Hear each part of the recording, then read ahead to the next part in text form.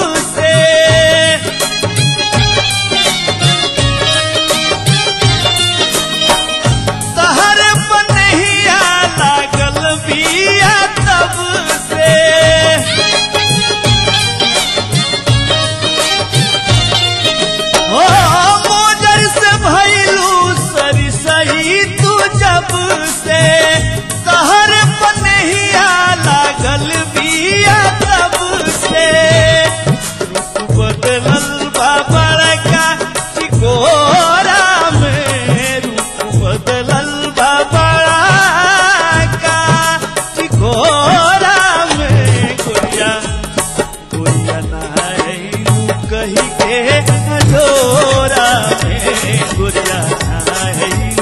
कही के अजोरा में।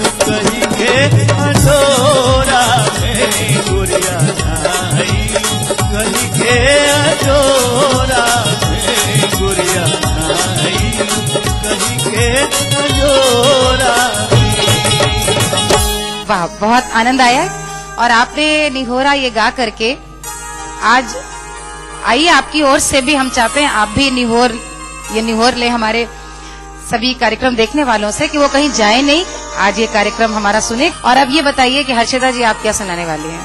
हमने की गांव की औरत के का भी साथ होला कि जब उनकर पति देव जी बाहर से आवेले और इतना जल्दी जाए के करेले कि ना हमरा जाए के बा, हमार नौकरी बा, हमार चाकरी बा, लेकिन फिर भी हमने के मन में ये आवेला कि केहूँगा निहोरा करके केहूँगा गुहार करके हम उनका के रोक लेती ते देखी अनायासी हमरा मुँह से का निकलता। जब हम तोहके बोलाई हमारे राजा आज हाँ, जब हम तोहके बोलाई हमारे राजा आज हाँ, जब हम तोहके बोलाई।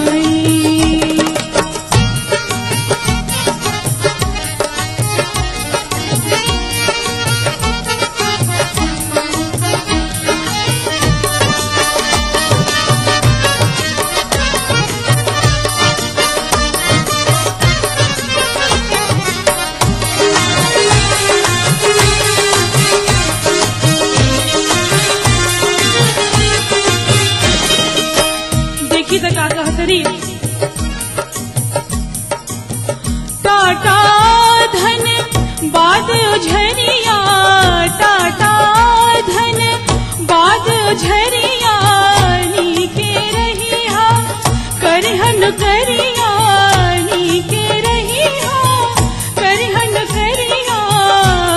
हमार खबर लेते रहिया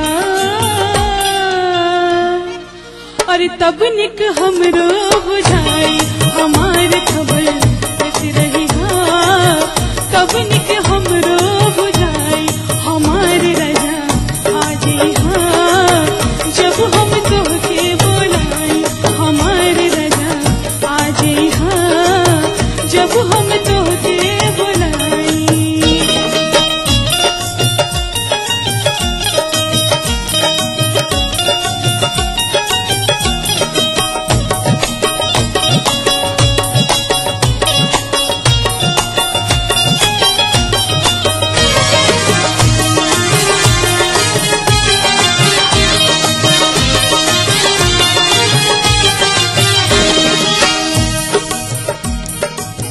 हमरा न भावे महल अटारी, हमरा न भावे रे महल अटारी, ना भावे लहंगा ना भावे साड़ी, ना भावे लहंगा रे ना भावे साड़ी। बताव तू ही एकरा से अरे हाल हम दिल के सुनाई, बताव तुम्ही एकरा से हाल हम दिल के सुनाई हमारे राजा आज हाँ, जब हम तोहके बोलाई हमारे राजा आज हाँ, जब हम तोहके बोलाई, जब हम तोहके बोलाई, जब हम तोहके। और मुझे एक बात ध्यान आ रही थी आपका ये गीत सुन करके। हमारे यहाँ ये कहा जाता है कि लोक संगीत जननी है शास्त्रीय संगीत की। शास्त्रीय संगीत के राग रागनी बहुत सारी विधाएं, ठुमरी दादरा लोक संगीत से निकले। न जाने कितने राग हैं, मांड, देश, झंझोटी, खमाज, जो लोक धुनों से ही निकले हैं, पहाड़ी। और अभी आपने जो गाया बड़े मशहूर उसमें ठुमरी है, आवो साजन आवो जिने जावो रतिया, जिने जावो रतिया। क्या बात है, वही भाव वही निहोरा, कहाँ ठुमरी लोक संगीत। और इस तरह की धुनें जब हम सुनते हैं, इस तरह के लोक गीत सुनते हैं तो दिल को इसीलिए कहीं ना कहीं छू जाते हैं कि शास्त्रीय गायकों ने भी ऐसे ही राग रागनियों में इनको अपनाया जिनका दूर तक लंबे समय तक प्रभाव पड़ने वाला था। बहुत सुंदर। और मुझे लगता है कि इस सफर को हम ऐसे ही अभी जारी रखेंगे, लेकिन थोड़ी देर के लिए हमको विदा लेनी होगी। आप लोग कहीं मत जाइएगा, हमारे साथ यहीं बने रहिएगा। हम अभी थोड़ी देर बाद आते हैं। An institution with 25 years of leadership, trust of more than 3 lakh students, best faculty, best system and proven results. Trusted name in the field of IIT JEE, AIEEE, pre-medical and pre-nurture. Allen Career Institute, Kota, Rajasthan. Your path to success. बड़ी कमजोर दिख रही हो इतवारी। सब ठीक है ना? ठीक है। बच्चा सब छोटा है ना? क्यों? तुमने कोई साधन नहीं अपनाया? साधन? मुझे देखो, गर्भ निरोधक गोली अपनाकर कितनी निश्चिंत हूँ। मेरी मानो तुम बंध्याकरण करवा ही लो। इसके लिए तुम्हें 600 रुपए भी मिलेंगे और प्रेरक को 150 रुपए। बीमारियों का सटीक इलाज, लकवा, गठिया, स्पॉन्डिलाइटिस तथा चर्म रोग जैसे बीमारियों का सफल उपचार किया जाता है। केरला आयुर्वेद ट्रीटमेंट सेंटर, लेक एवेन्यू, कांकेर रोड, रांची। के एक फ्लैट और करोड़ों के इनाम, 15 ion cars, 25 iPhone 5, 50 iPad mini और 1000 सोने के सिक्के। खरीदिए वेक्टस ग्रुप के गंगा, वाटरवेल, वेक्टस पानी की टंकियां और पाइप्स। वेलफेयर माँ के समान है उम्मीद। वेलफेयर ग्रुप ऑफ कंपनीज आपकी सुरक्षा की। Tomorrow he will touch great heights. Tomorrow the world will follow her footsteps. When your child learns the lessons of life at Taurian World School, he learns to take that extra step to live his dreams and your dreams. Taurian World School, 2 कदम आगे। पप्पू एक solid hero है, समझो सबको ये zero है। पप्पू की jeans कमाल है, पप्पू की वॉच कमाल, पर पप्पू सुन नहीं सकता क्यों है? हथेली पे जान है, कानों में हेडफोन ऑन है। पप्पू था एक सॉलिड हीरो। पप्पू ना बने। सड़क पर चलते समय मोबाइल और हेडफोन्स का प्रयोग ना करें। सड़क नियमों का पालन करें। जिंदगी आपकी है, सोचना आपको है। आवारा हूँ या गर्दिश में हूँ, आसमान का तारा हूँ। लेके पहला पहला प्यार भर के आँखों में कुमार, जादू नगरी से आया है कोई जादूगर। ये रातें, ये मौसम, नदी का किनारा, ये चंचल हवा। कहा दो दिलों ने तुम्हें कभी हम न होंगे जुदा। भूलिए बिस्ट्री की, देखना ना भूलिए। अगर आपको लगता है कि आप में भी है वो बात कि आप बन सके बेस्ट मॉम सुपर ग्रीनी, और अगर आपको लगता है कि आप दोनों पति पत्नी हैं बेस्ट कपल, तो अपने एक अच्छे से फोटोग्राफ के साथ और बेस्ट होने की रीजन के साथ हमें मेल करें। आप सबके लिए हमारा ईमेल आईडी है etv@gmail.com। तो देखते रहिए मिसेस भाग्यशाली अब हफ्ते के 3 दिन, सोमवार, बुधवार, शुक्रवार दोपहर 3:30 पे। अब आप पुनः प्रसारण भी देख सकते हैं। जी हाँ, यानी कि हफ्ते के 3 दिन, मंगलवार, गुरुवार और शनिवार सुबह 11:30 पर सिर्फ ETV बिहार झारखंड। इस कार्यक्रम के सह प्रायोजक हैं Taurian World School, 2 कदम आगे। पूरे परिवार का हेल्थ टॉनिक आइडोफॉल में। आप healthy, India healthy. Little wing school, Krishna Nagar, बूटी मोड़, रांची। ग्रिजली विद्यालय, Koderma. Kerala Ayurveda treatment centre, लेक एवेन्यू, कांकेर रोड। बढ़ रही है जनसंख्या, घट रही है जोत, ऊपर से महंगाई का बोझ। विश्व बाजारों में जारी है प्रतिस्पर्धाओं का दौर। कृषि उत्पादन और आमदनी बढ़ाने की होड़। हम बताते हैं आपको कैसे करें कम लागत में अधिक उत्पादन। उन्नत बीज, नई तकनीक और विविधीकरण से बनाए संपूर्ण, समृद्ध और खुशहाल भारत। अन्नदाता देखिए हर रोज सुबह 6:30 बजे। PVC, दुनिया को है जिस पे भरोसा।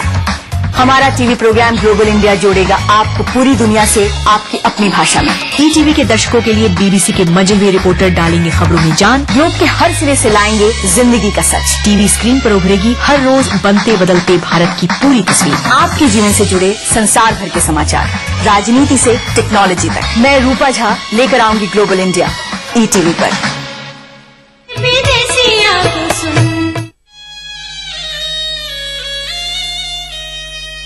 स्वागत है आप सबका एक बार फिर हमारी धुन की इस खास महफिल में, जहां हम आप सब से ये आग्रह कर रहे हैं कि आप सब हमारे साथ इतने सुंदर आग्रह से भरे प्यारे प्यारे गीतों को सुने।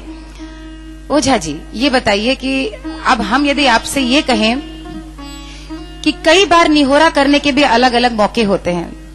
मित्रों में निहोरा किया जाता है, प्रेमी प्रेमिका में भी कभी कभी निहोरा करने की बात आती है।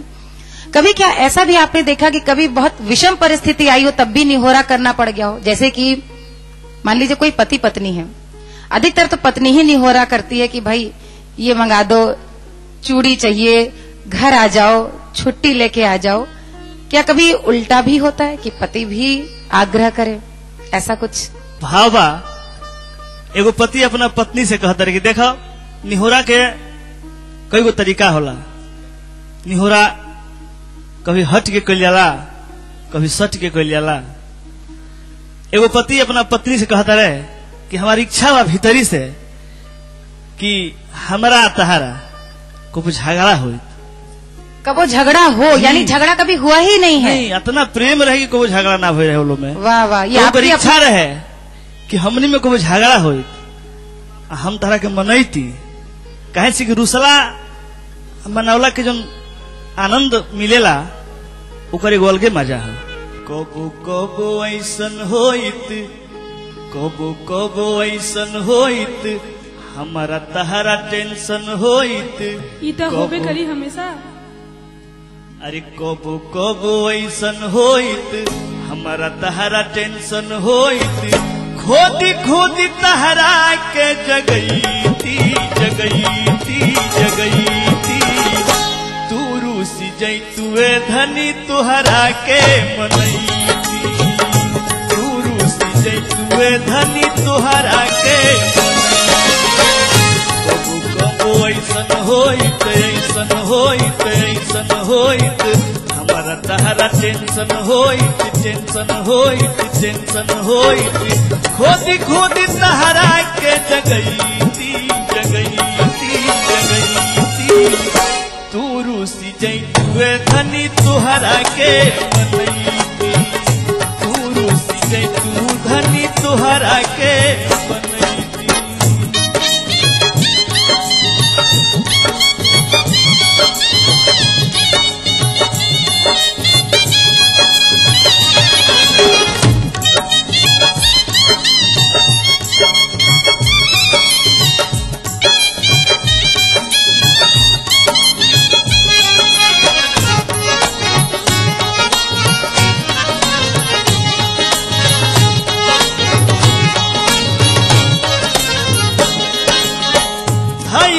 कलाई हाथे दतुअन थमैती।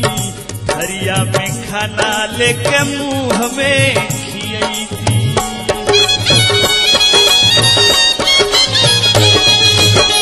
धई के कलाई हाथे दतुअन थमैती। हरिया में खाना लेके मुंह में खियैती। कबो कबो ऐसन होइत, ऐसन होइत, हमारा तहरा टेंशन होइत, टेंशन होइत।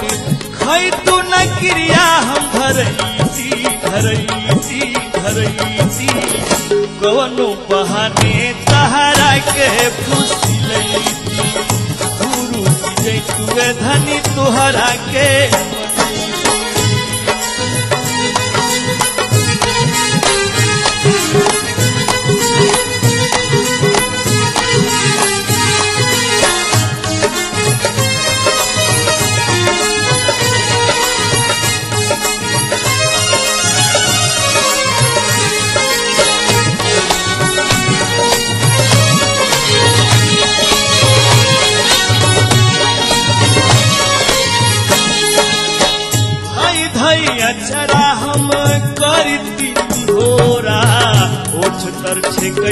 तहरा दूध के कटोरा।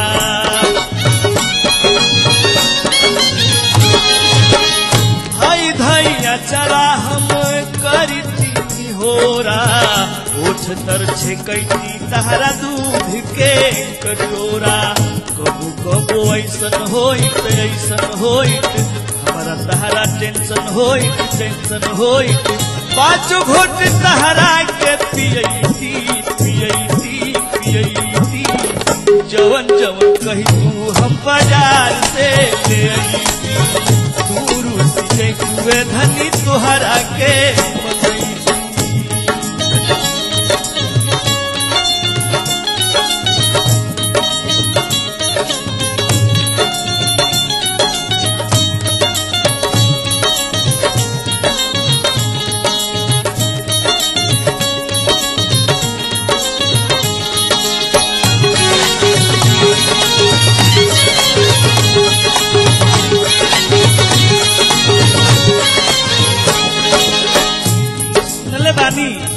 रुसला मनाला में जो मजा आवेला और कोनो चीज ना आवे।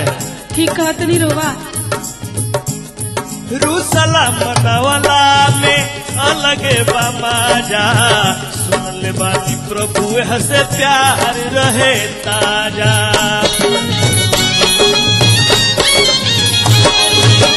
रुसला मनावला के अलगे हमाजा, सुन ले बानी प्रभु हसे प्यार रहे ताजा। कबो ऐसन होइत हमारा तहरा टेंशन होइत इहे पाठ पढ़ती हम पढ़ैती बुझी तू न बात तहरा के समझैती। तू रूसी जैतुए धनी तुहरा के मनैती। कबो ऐसन होइत हमारा तहरा टेंशन होइत खोदी तहरा के जगैती। तू रूसी जैतू धनी तुहरा के मनैती। तू रूसी जैतुए धनी तुहरा के मनैती। तू रूसी जैतुए धनी तुहरा के धनी तुहरा के। ये तो बहुत ही प्यारा सा आग्रह था। इतना सुंदर और प्यारा आग्रह तो मेरे ख्याल में जल्दी सुनने को भी नहीं मिलता। अभी आपसे हम छोटे से ब्रेक के लिए इजाजत चाहते हैं, फिर वापस आएंगे जल्दी ही। मिलते हैं एक छोटे से ब्रेक के बाद। आकाश में उड़ने की तमन्ना है, इरादा है कुछ बनने की, फिर सोचना क्या। आ जाइए ग्रिजली विद्यालय Koderma. 10+2 boarding school, experience teachers, wifi campus, smart classrooms और सबसे खास hygienic mess. Admission going on. तो देखिए ना, उल्टी और पैखाना बहुत हो रहा, क्या करे समझ ही में नहीं आ रहा। देखो, उल्टी और दस्त होने पर शरीर में पानी की कमी हो जाती है। इससे बच्चे की जान को खतरा भी हो सकता है। अच्छा? इसीलिए इसे अपने दूध के अलावा ORS का घोल और जिंक की गोली देते रहो। याद रखें, दस्त होते ही दें ORS और जिंक की गोली। दस्त बंद होने पर ORS की खुराक रोक दें, लेकिन 14 दिनों तक जिंक देना जारी रखें। हमारा संकल्प हमें औरों से ही नहीं, खुद से भी रहना है आगे। हमने बनाया बेहतर को और भी ज्यादा बेहतर। पेश है महाशक्तिशाली घड़ी डिटर्जेंट पाउडर।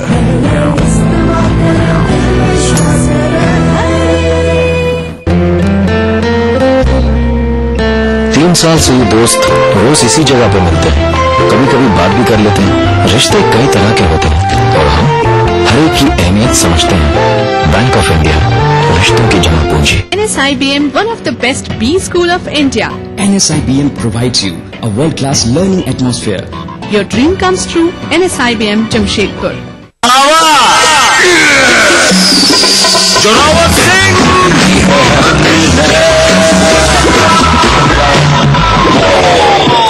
हम तोहर पजामा के नाला खींच ले, हम तोहरा खत्म कर दे।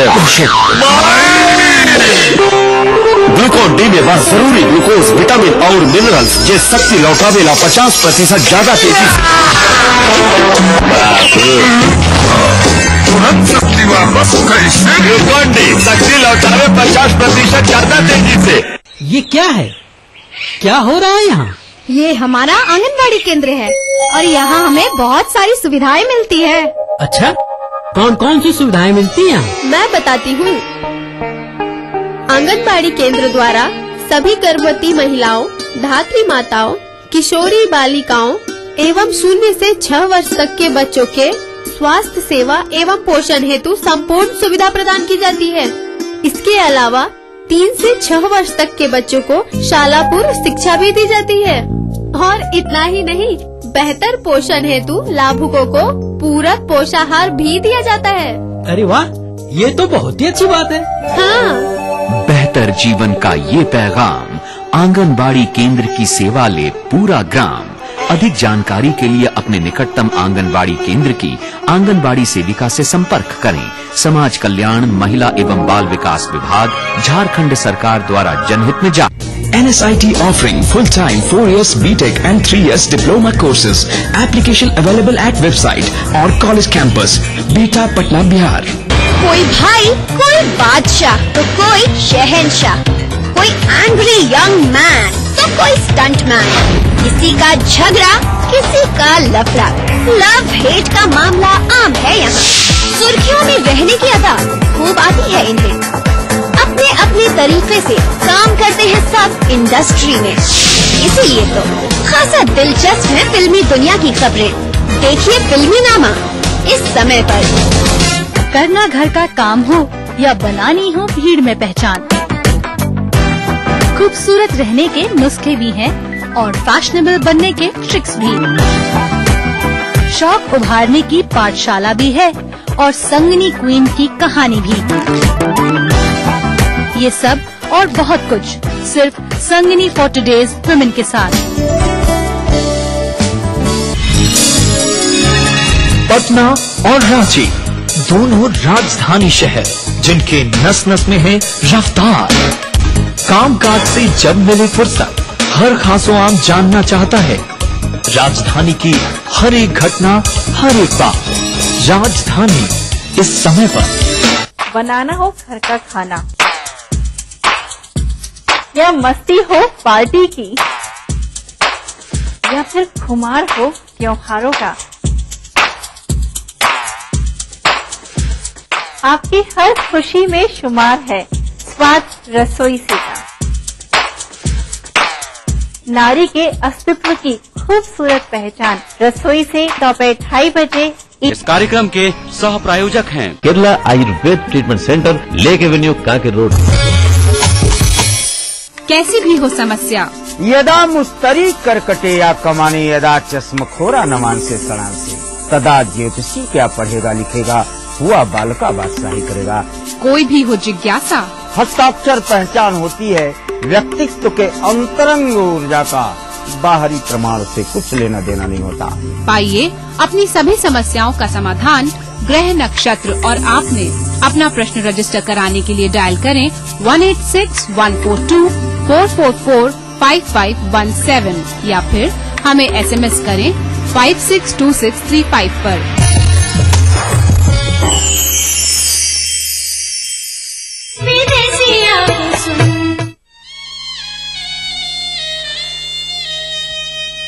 ब्रेक के बाद एक बार फिर आप सभी का बहुत बहुत स्वागत है। हर्षिता जी, अभी हम लोग इतने सुंदर सुंदर गाने सुन रहे थे आपसे भी और ओझा जी से भी, विष्णु ओझा जी से भी। अब ये बताइए कि हमें अब आप क्या सुनाने जा रही हैं? हमरा मन के मुरझा तन में